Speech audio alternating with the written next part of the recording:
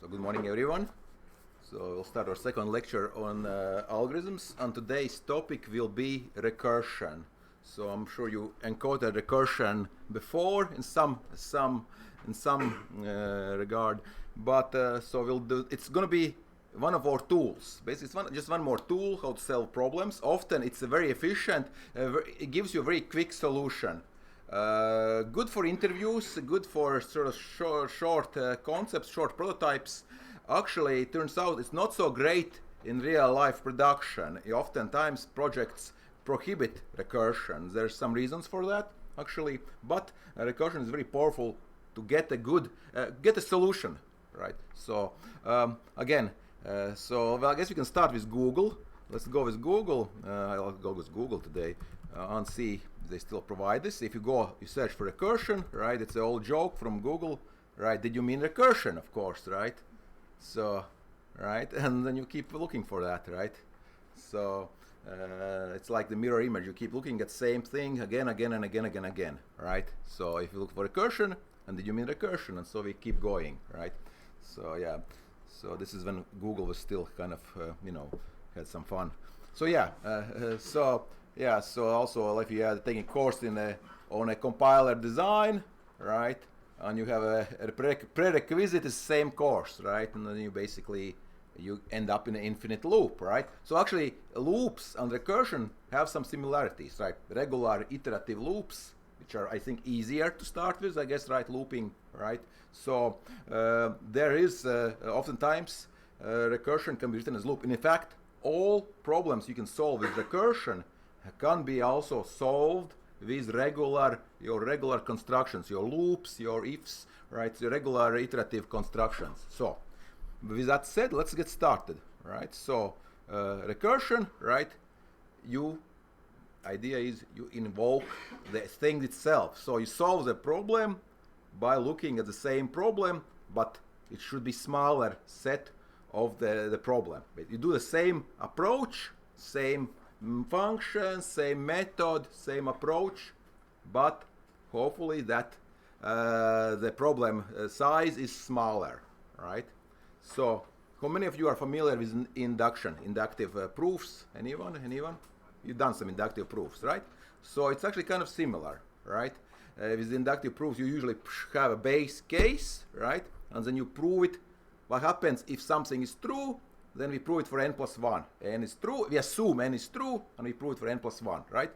So with recursion is similar, except we have a base case. Usually it's 0 or 1, right? But not necessarily. And then you have this recursive procedure which starts at some number of items, right? And it goes down. So again, inductively you can say that, okay, eventually it's gonna solve the problem, right? Eventually, right?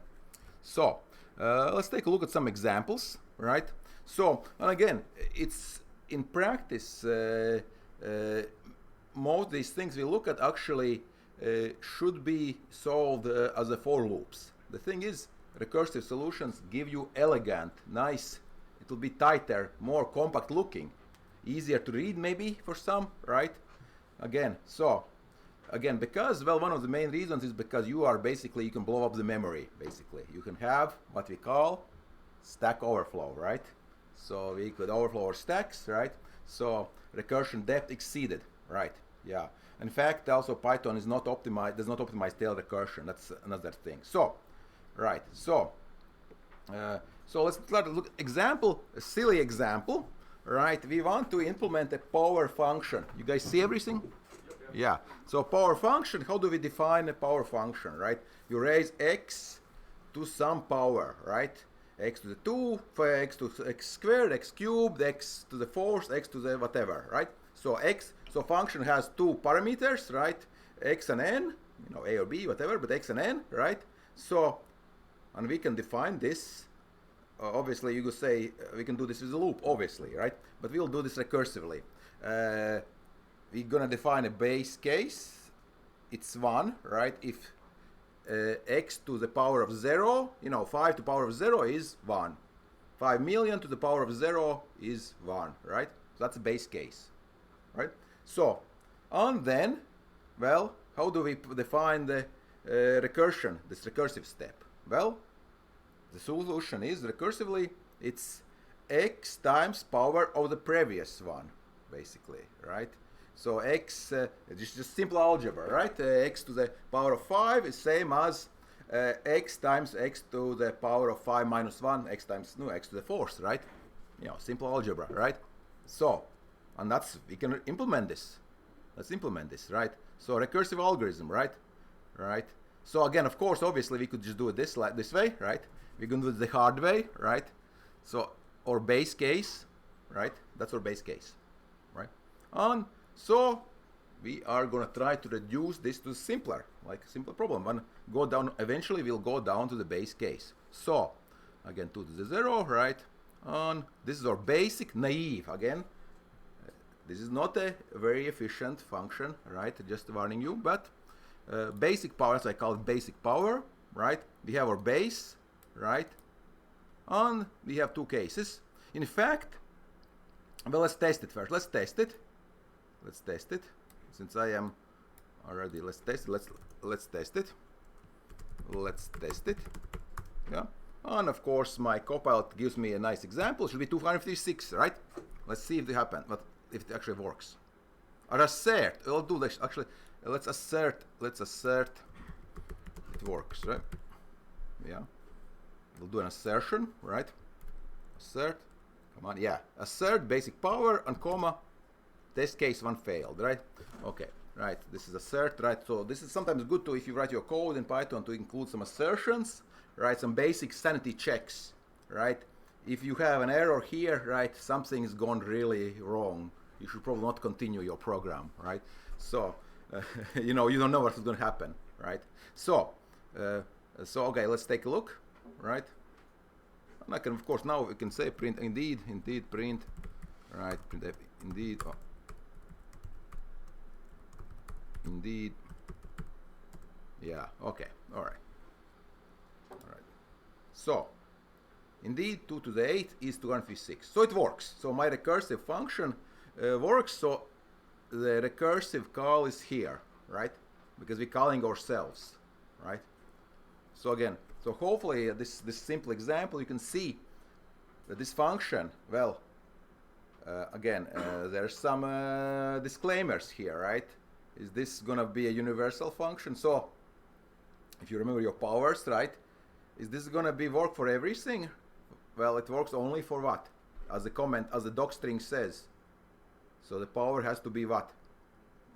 Non-negative integer, right? But as we know from algebra, we could have 3/5, right? We could take a square root, which is 1/2, right? Or negatives, 1/2 which would be 1 over square root, right? And so on, right? So it's not a great function, right? But it works for these integer values, right? So it works, and again, we can see this inductive step basically here, right? That it's always reducing by 1, and eventually you start with assuming you start with an integer, positive integer, that it should finish, it should terminate, right? You trust me on this one, right? Right? Yeah, but you hopefully you can see this as well, right? Yeah. No matter how large an integer we start, a positive integer, right? It will finish. Okay. So yeah. So it's a function. It works. It's a thing, right? So again, your basic, this gives you a basic template how to make recursive functions. You just need to figure out the base case. Again, it does not have to be 0. It could be 1. It could be maybe -5 or maybe 30, right? And then you need to see how to reduce it to that case. I mean, to reduce the problem to a smaller subset, right? And then you have to make sure that it actually doesn't overrun that base case, right? It actually reaches that base case, right? But the beauty of this approach is that you don't really need to see how the call stack works when you're trying to come up with the original solution. You just need these two things. You don't need to worry how the recursion does, right? The book calls this a recursion fairy. If you read the book, the second chapter, I believe, right? On algorithms. Remember, I'm talking about this one here, right? Right, the book here, right? Ebook, right? It mentions the recursion fairy. You don't have to worry about it. Basically, you just do these two things, and the recursion fairy takes care of the rest of it. Well, again, it's good, but there's of course slight problems. We'll see that it's easy, also relatively easy to make some how should I say, slow, complex, well, as far as complexity goes, code which is maybe slower than it should be, right? So okay, so in this case,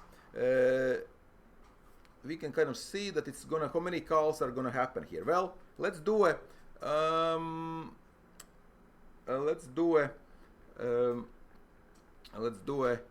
debug. I'll include a debug. Where's my function? Where's my function? Right, I'll add debug or word verbose is false. Verbose is false, right? And I'm gonna see. Sorry, what is verbose? I'm adding just it's just a name of the parameter, right? Yeah, or debug, right? Verbose is very typical, like in the functions. Basically, it's debug for debugging. So it's a flag, basically. I'm going to turn it on for more output, basically, right? Yeah. So again, I'm taking advantage of Python's default value. So I'm not ruining the function, right? But I have the option to turn on the flag and see what's happening underneath, right? So of course I need to have some if thread. So I guess I'll put here in the beginning, right? If verbose, yeah, print, yeah. I'll do this, right? This is just for show, right? Obviously, this extra if check, well, if you're doing some sort of high performance computing, well, you shouldn't be doing Python like this, but but it would slow down a tiny bit your of course the program, right? This if, right? But it's not a big deal, right? It's good for show here, so I will show you here like basic power, and I'll include the well, first of all, remember this is Jupyter Notebooks. Just because I wrote this does not mean it's in the kernel, it's in the memory, right? I have to run the cell again. I need to redefine the function, right? So again, so now again, reminder, you can do most of these things. Well, if you do go to the Colab, right? Yeah, if you click on the second link right here, that's what we're doing, right? Interactive recursion examples, right? Except I'm doing it locally on my computer in Visual Studio Code, right? Which has a really fantastic notebook support for the last few years, right? So there's no need to go anywhere else, right? And combined with Copilot, it gives you superpowers, basically, right? You don't have to really, you can write code really quickly, right? So let's go back to our verbose and let's check what's happening, right? So I'm going to add the flag. Again, of course, you know, verbose is true. Again, of course, again, aside for Python, I could have written this, right? Yeah, but this is extremely bad style, actually, right? Don't put like true or false flags just like this in the functions. But it makes your code, it's especially if you have multiple flags, right? You can go crazy, it's not seeing what's happening, right? You say true, right? It's a flag to something, right? Then of course you check here, right? You check, oh yeah, verbose, okay, yeah, that's for verbose, right? But yeah, if you're doing binary flags, in fact, even for these also, it'd be, well, for something more complicated, and also you should call your parameter names, right? Named parameters, named arguments, right? So verbose, right? This is better style, right? And again, with AI assistant, it's much you don't lose any time, right? It's mostly the laziness why we usually skip these, right? You know your functions so well.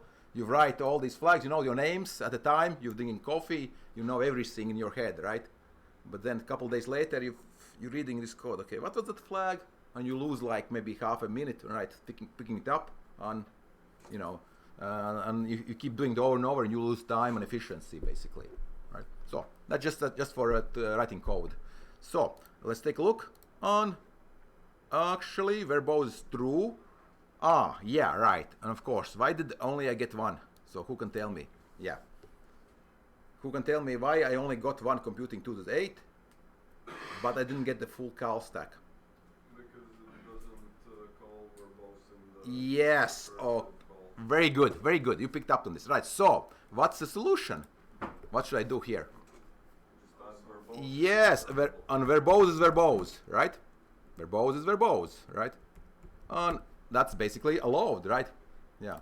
So I'm passing it along, basically, right? Along this call stack. And it's one of the tricks you can use, actually, for recursive functions to pass things along, right? So let's see what happens now. Of course, I have to redefine, right? And let's try now. Yeah, and you see now the call stack, right? So you can see, clearly, you can see we start at top, right? We start 2 to the 8 and we go down. So, and also, hopefully, why am I showing you this call stack? because you can see the linear complexity here, right? You're making calls for each basically for each power. So that is what? That is obviously linear complexity, n times, right? You have to do something n times, that's On again. Big O complexity is On here, right? So of course the usual question is, can we do better, right? And you say, okay, yeah, what happens if I do this, right? Well, we'll see actually about this, right? I mean, is this actually faster, right? 2 to the 8, is this built-in power operator, right? Is this actually faster? We'll see, right? Obviously we can do some tests. Now, so yeah, so if I do something to the, I have my string 2 to the power of 1000, right? 2 to the power of 1000, it works. You know, Python has really nice big number support, right? On we can have a, you know, it's about 300 digits roughly, right? Yeah, 300 digits roughly, right? Yeah. Okay. Now, basic power, right? Will it work for me? Yes. And now it should break here. Let's see. Right? Maybe not. We'll see. Oh, it still works. Okay, it still works. I think because on my computer, but I think now finally he'll break. I think we'll reach recursion depth. I think it is, yeah, it's 3000. It's 3000 on this particular machine, on this Windows, right? Recursion error, right? And it basically means that basically we exceeded our stack, right? Basically maximum recursion depth. So is this actually end of the world? Well, turns out in Python, if you really do need more recursion, you can increase the recursion depth. Actually, it's possible, right? You can allocate, there's a setting, you can allocate more memory, right? I mean, not memory, but more limit. You can raise your limits, right? Basically, so this is what we wouldn't want to do. Let me clear cell output, right? I don't really. Come on.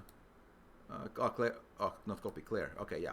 So kernel crashed. So I don't want this, right? So we can increase the stack limit, right? So let me see here. All right. So here I'll let the we can increase the recursion limit, right? Import sys, right? Of course, on sys at 5000, right? And now, right?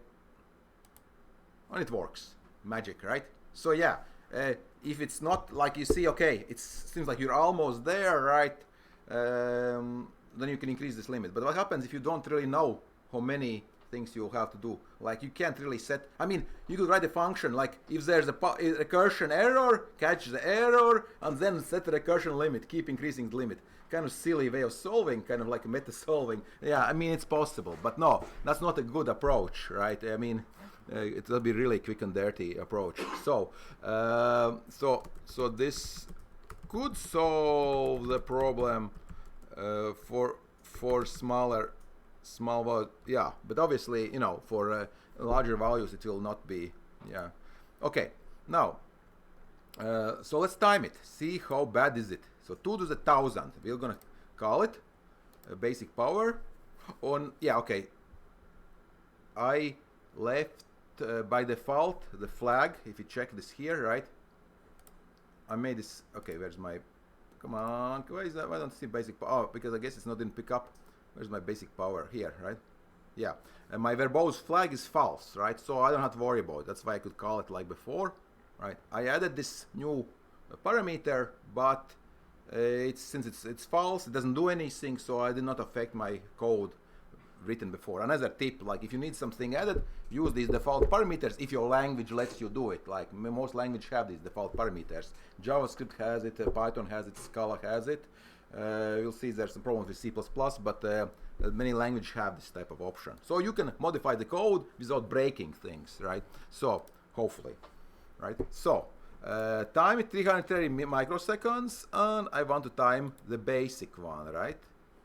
So micro, that's 330 millions a second, so about 1/3 of a thousandth a second, right? So, and how about this built-in one?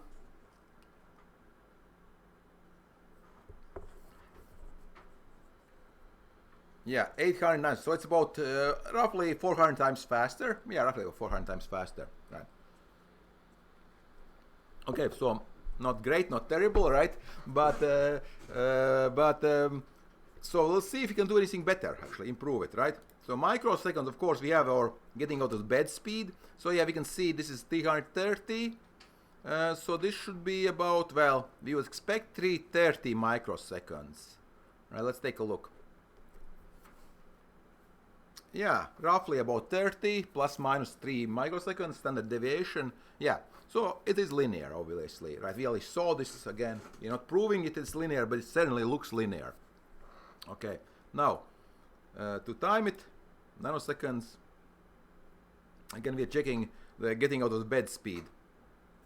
It should be about 80, 90 nanoseconds roughly, I think. But again, at those low speeds, I mean at this 150, it's a bit longer, right? Because why? Again, because there is a certain get out of the beds cost, right, for anything you do, right? So to say for the CPU to actually do anything, right? So there is sort of like a fixed cost, basically. Like if you study business, right, you'll see there's fixed costs and variable costs. So it is with algorithms, right? There are certain things you have to do before you actually call the function, right? Go down to the OS level and everything, right? And only then you can do anything, even something trivial like this power, right? And again, this power actually hides some complexity. All right, so the basic question, well, okay, and we can go basic power, right? I can go down, even less items, 2 to the 10, right? Which is 2024, right? So 1 microsecond, so 1 millionth of a second.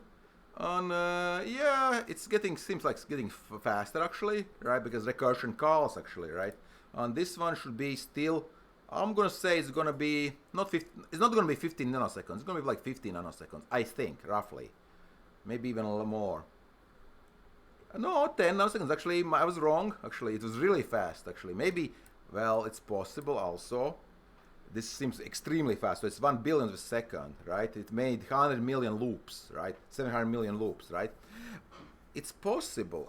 Again, this would be, we get into these extreme values, where things can happen. It's possible that there is a cached value. Maybe this is so common, 2 to the 10, right? Maybe it's actually pre-computed, actually, right? Maybe there's a lookup table. It's just it looks up. It actually doesn't do the calculation for 2 to the 10th. It's possible, right? Again, you have to look at the Python internals, how it's implemented. Because there's things, if you go into some languages like Python, there are some things optimized for these very commonly used operations, which might be surprising. But okay, yeah, get the recursion limit. And it should be, how much should be limit now? Yeah, it should be 5,000, yeah. I shouldn't, of course, there's no need for me to import again, right? I'm going to comment this out. No need to import. No need to import. Yeah. All right. Now, yeah, and I could do 100,000, but okay, yeah. I could do, it's not really going to break anything. I could do that, right? Yeah. Yeah. And I could do this again, yeah. But yeah. Now, 6,000, so on and so on, right? Again, I don't think we need to time anymore, right? 5,000, 2,000, 4,000, right? I think you kind of, I think, trust me on this, it's linear, right? But I want to know how can we make this algorithm better, right? So, yeah, we did the recursive, we have our base case. Can we do anything about base case? I don't think we can do much about base case. 0 to the 0, we have fixed 1, right? It's always 1, right? Yeah. Well, you could technically remove the verbose. Yes, that would be, again, we could remove the verbose, and I suspect actually, right, yeah, this is one of those things, it's like what Donald Nuss, right, I'll give you, sorry, not like that, but do you know who Donald Nuss is, right? I reckon Donald Nuss, right, he's at Stanford, right, probably the most, one of the last giants of original, like, computing science giants, right? He won Turing Award, of course, right? He's the father of analysis of algorithms. He has this original art of computer programming, which I did not put on official study guide because it's huge. It's not finished. It's since 1962. He's been writing from 1962, so 62 years. It's not finished yet, right? He keeps adding, like, he started the first 3 volumes quickly, right? He started volume 4, then volume 4A, I think, then volume A, like section 0A4, like keeps adding a little bit more and more and more, right? But obviously it's not gonna be ever finished, right? But it's extremely comprehensive. Why is it not used much in study these days? Well, his language is actually quite clear, but what he used his own, he came up with his own assembler, like his own fake machine, because this is late 60s, right? So for study purpose, he made his own machine, which is basically not, it's not very practical, obviously, right? Also, a kind of funny story about Donald Nuss. While writing these books, do you know what he came up with? He was really upset that he didn't like the types, he didn't like how the books look, so he came up with something called text. These days we use latex, right, for layout, right? Most of the scientific publishing uses his layout system, actually. So he got this nice side quest, basically, right? You know how it happens, right? You start writing your homework, right, and then you start doing something else, and right, and yeah. So he has the same problem, like we all do. But yeah, anyways, the story is this. Yeah, this is actually, if you want to look up something, like really you want to make sure everything is, you know, correct, you'll go to him, right? In fact, he was famous for offering writing checks, checks like an American payment system on for errors, basically. So people were collecting, those who found errors in his books were basically framing these checks on their walls. You know, it was like an honor to find an error in his book, basically, right? But he stopped doing this, unfortunately, because of course of check fraud. People saw his checks, you know, scammers, and so okay, yeah, he had to like open new bank accounts, basically, because people were seeing these scans of these checks and, you know, doing check fraud. But okay, I digress. Okay, I digress. But what's the story? I was talking about this book, right? But what we started with this, Donald Nuss, you know, the root of all evil, right? That's what I want to say. And yes, premature optimization is the root of all evil. That's what he said, right? Actually, this is somebody wrote a blog post, but that's Donald Nuss saying. Donald Nuss, yeah, root of all evil. Yeah, we'll go here. No, Donald Nuss notes. I want to show exact quote.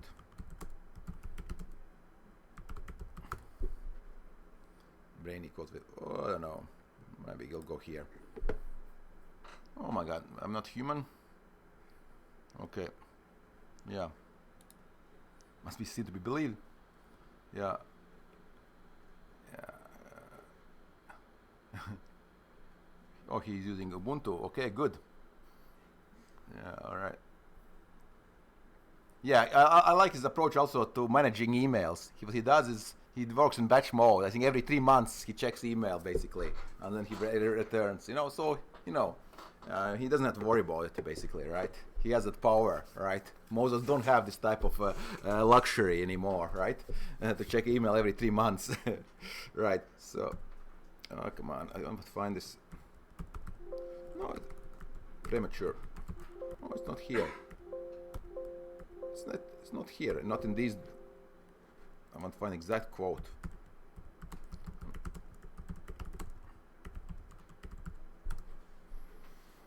Yeah. Yeah, come on.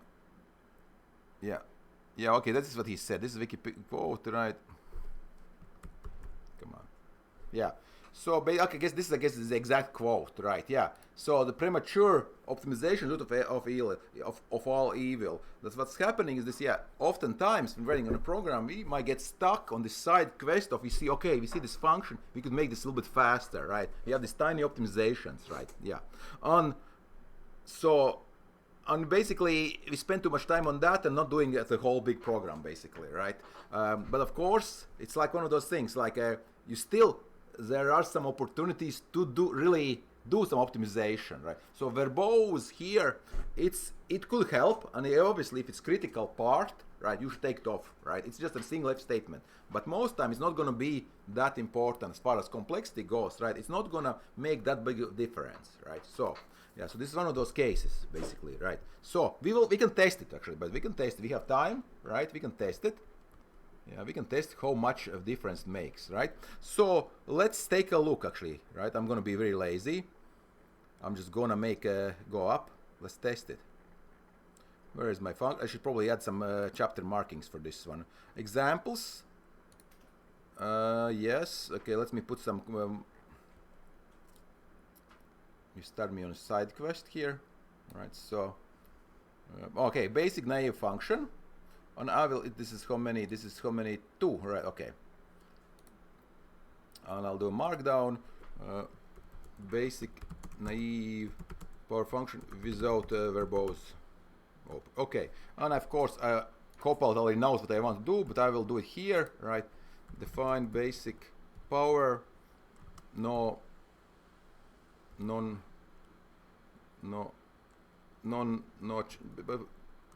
without verbose. Yeah, basically that's it. Yeah, it actually copied everything, right? Yeah, all right. So we can check, right? Let's check. I'm imagining it's going to be very tiny difference. I wonder if it's going to be statistically significant. We'll check, right? Let's go check. Before we move. Yeah, okay. Right, so here is improved, okay. So first, testing timing without verbose and with verbose output. Obviously, yeah. One thing you should notice, of course, that if I turn on verbose flag, what's going to happen, right? It's going to be printing. Is that a good idea for if you want something speedy? No, because printing to the output, to standard output, is one of the slowest things you could do, right? Because print is extremely slow operation because it has to involve the formatting, right? Again, if you need to print something, right? You don't want to print something like, a million times, right? Something like that, right? It's going to slow down the program extremely, right? So that's one of those things, right? Turning on the flag. But let's test it without the flag, right? So let's test it. So as Donald Nuss said, root of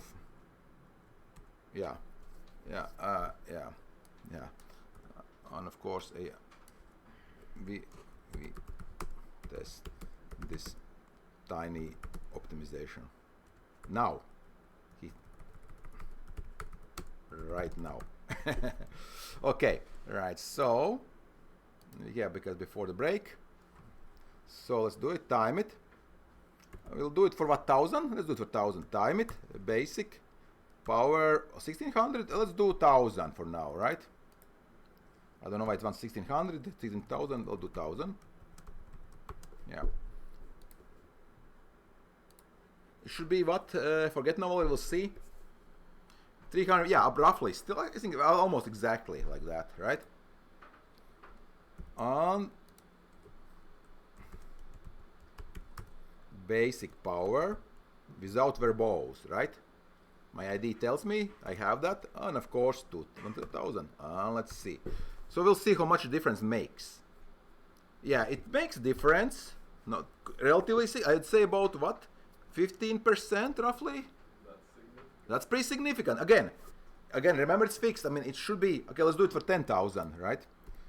Let's do it for 10,000 because we can do it because we raised the recursion limit, right, to 500,000, right? So let's do it. No, so time it. We'll do it for basic power. Yeah. How did it know I was going to say 10,000? How did AI know I was going to say 10,000? Sometimes I suspect it reads my mic, but it doesn't, of course. But it gives you a feeling sometimes like this, right? It's listening to you through your mic. Yeah, that's what I'm saying. Yeah, you think like it does, right? Yeah. Yeah, so 6 milliseconds. So actually, right, so look at this here, right? It's not quite, it's actually getting worse, right? Well, the thing is, these recursive calls, actually, the stack, right, it has to be unwinded eventually, right? It gets kind of clumsy, right? This data structure which is used for that. So actually, there is an overhead for this actually as well, right? But yeah, so 6 milliseconds, 6 milliseconds, that's microseconds, 6 milliseconds, okay. And now, so our hypothesis would be about 15%, right? So it'd be about what, 5 milliseconds, 5 point something. We'll see. And I imagine my AI will know what I want to do. Come on, let's do it. No, I have to do this at least. And now it will do, of course, right? I don't have to do anything else. That's why I love teaching in the age of AI, of large language models, right? And yeah, well, 10% this time, no less, 5% actually now. So and plus we have now, of course, the thing is the loops, the testings are, so it's plus minus 140, this is plus minus 200, right? So then there is not that significant anymore, right? Actually, right? So it looks like the overhead actually, it was more important at lower level. So I guess before the break, right? No, actually we have time. And when do you want to take a break actually? 9:40 or 9:45? We have time. To me? Okay, what time do you want to finish? Take a break?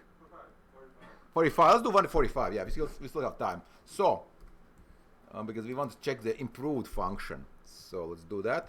So first we'll do this, time it. I don't think it will know it will do 100,000. Yeah, but I'm not going to do 100,000. I'm going to do 100, right? So this proves that it's not using my mic. Yeah. So we go back. 25. You see? Yeah, it's faster, right? There's overhead. I took 24, right? And this is 300. So there's slight overhead of these recursive calls. Again, plus minus on one last one. And again, these are not obviously not conclusive tests, even though we're doing many runs, which is better than doing just one run, right? It's still not conclusive. Also, yeah, 22. Yeah, it's about 10%. It's about 10. There's 15, 10, 5. Yeah, but it's still I think it's significant. But again, if you had to do this many times, this is the only function you could optimize, right? This is where you could optimize it, obviously, right? But again, this is really what Donald Nutt was saying is you shouldn't really be doing this, spending too much time on this like that. Better thing to do would be to improve the function itself, obviously, right? So how could we improve this function? Well, Maybe not write it in Python. yeah, that's one way. Yeah, of course. Yeah, that's another. Yeah, it's another way. Yeah, that's actually oftentimes it's a good. Yeah, let's do it in. Well, we could do. I think this time this function we could write in assembly. I think even I think this could possibly we could write this in machine code if we had to. Right, it's not that hard. Right. I mean, it would take maybe I don't know a couple hours, maybe, but maybe less. But it's possible. It's not so complicated. Right. In fact, that's what they did it in old days, right? But yeah, you could if you did this in C++, right? It should be quite a bit faster, right? So that would be one solution. But of course, we are here in algorithms class, so that means I'm asking this question. There must be a way of making it actually better, not only by choosing the tools, but actually the actual algorithm, improving algorithm. Well, obviously the idea is not to go through each item one by one. So we remember algebra, right? A little bit, right? So there's a little trick, right? And if you go down, what's the formula basically, right? So you have like x to the 8 is equal to what?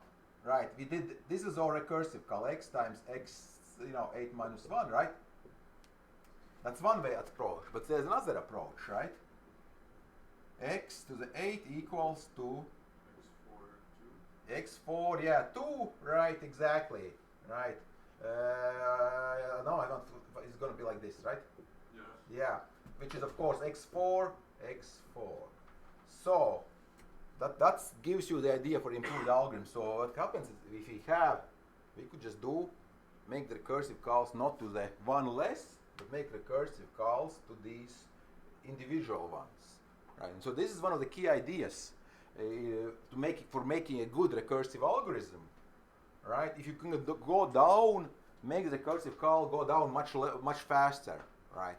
Later on in a few lectures, we'll talk about how to actually analyze the complexity of this type of algorithm, right? But now, okay, you say, okay, this is all good, right? And of course, as you can see, this is going to be what? x2 times x2, right? And that's going to be x, right? X, right? Right, so, x2, right? x2, right? Yeah. Okay, but again, so the idea is this, of course, it's going to be faster, right? Now, because we go down the call stack much faster, we don't need as many recursive calls. Now, the thing is, this is all good, but what do we do? What do we do here, x9? Right? Well, is this a showstopper? Is this the end of the world? No. We can. You just multiply everything by x. Yeah, basically it's same as basically x times x8, right? I mean, yeah. Right, and then which is of course then you go down to x to the x4 and x4, right? And then you go back here. So basically we do need to add a check. We need to check, is it odd or even? Yes, question. If it's x to the x to the 5 and x to the 5. Yeah. So yeah. So x10 will be x5, x5, right? Which reduces to x to the 4, and then you have the reduction. So yeah. So that's the basic idea, right? And let's test. Obviously, again, this all looks okay. Looks good on a concept. Let's implement this, right? So Ali, I've done this, right? So this is the idea, right? So we have a base. Base stays the same, right? But now we have a partial, right? Partial, right? So what we do is this. Notice this interesting thing. So we still have the recursive call here, but it's not done the very last thing, right? Because we have the result, right? We now, okay, remember this operation, right? This gives you the integer of the value. So if it's 10, we'll get 5. If it's 9, we'll get 4, right? And then we check the odd case, right? We need to check whether this is odd, right? If it is 9 or 11 or 233, right? You know, if it's odd, we still need to add one more, basically, right? Yeah, so we sort of like add the, you know, multiply, not add, but multiply, right? We need to multiply one more time, and then we are done. And again, for those who are new to recursion, right, this might seem like, okay, is this actually going to work, right?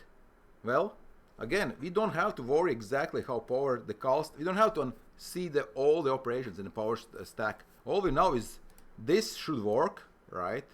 Again, eventually, this will be the base case 1, right? So what happens here? So you need how are we going to go down?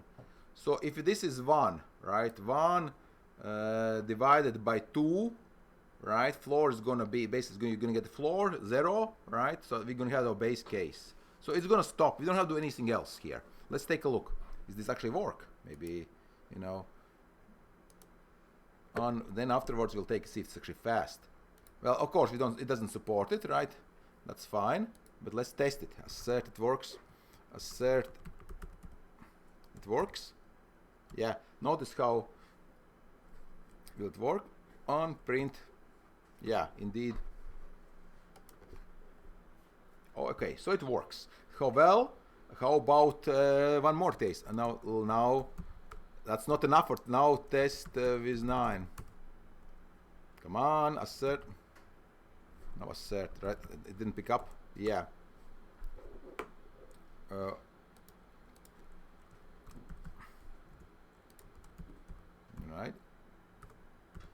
And let's check our 9. And print. Indeed, yeah, indeed. Yeah. So it should be 512, right? I hope. Of course, we could also, you know, we're testing these two things. So yeah, okay, it works. All right. So, and if you don't trust me, let's do one. Let's do 10. Let's do 10. 10 as well, right?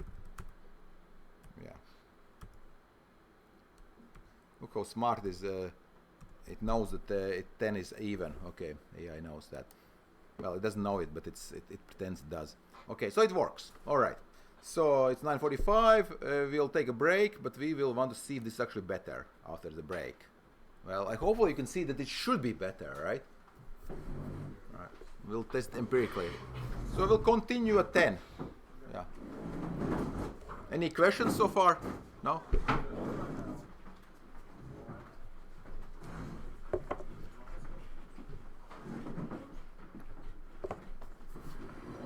I'm going to submit this.